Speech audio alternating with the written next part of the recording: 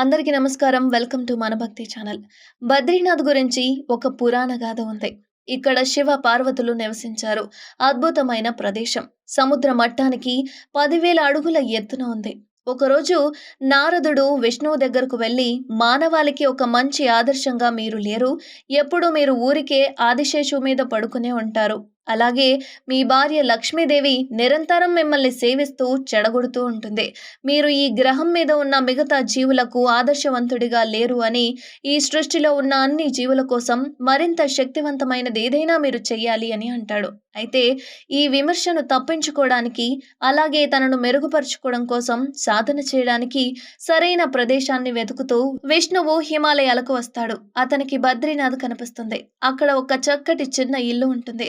ఆ ప్రదేశం తన సాధనకు సరిగ్గా సరిపోయే విధంగా ప్రతిదీ కూడా సరిగ్గా తను ఎలా కావాలి అనుకున్నాడో అచ్చం అలాగే ఉంటుంది. కానీ అది శివుని నివాసమని, అలాగే అతను చాలా భయంకరమైన వ్యక్తి అని తెలుసుకుంటాడు. తనకి గనక కోపం వస్తే కేవలం మీ గొంతు మాత్రమే కాదు, తన గొంతు కూడా కోసుకుంటాడు అని చెప్తారు.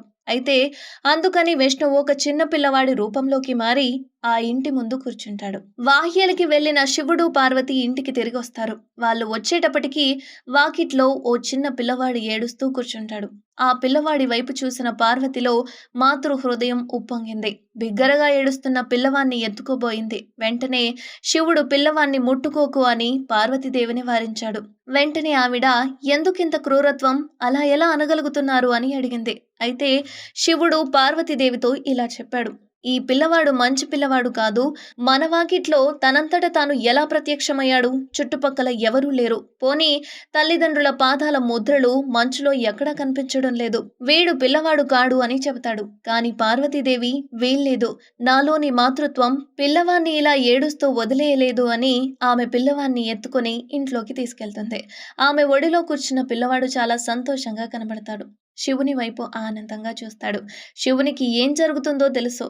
అయినా సరే కానీ ఏం జరుగుతుందో చూద్దామని అంటాడు. అయితే పార్వతీదేవి పిల్లవాన్ని సముదాయిస్తూ అన్నం తినిపించింది. అతని ఇంట్లో వదిలి దగ్గరలోని వేడి నీటి బుగ్గల్లో స్నానం చేయడానికి శివునితో పాటు వెళ్ళింది.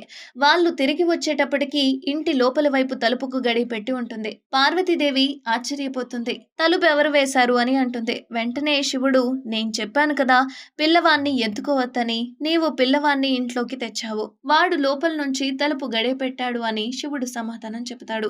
పార్వతీదేవి ఇప్పుడేం చేద్దామని అనక శివుడికి రెండే మార్గాలున్నాయి. ఒకటి తన ముందున్న దాన్నంతా దహించి వేయడం, 2 మరో నివాస స్థానం వెతుక్కోవడం. దానికి ఆయన ఎక్కడికన్నా వెళ్దాం, ఈ పిల్లవాడు నీకు చాలా ప్రియమైన వాడు కదా, నేను వాణ్ణి ఏం చెయ్యనులే అని అంటాడు.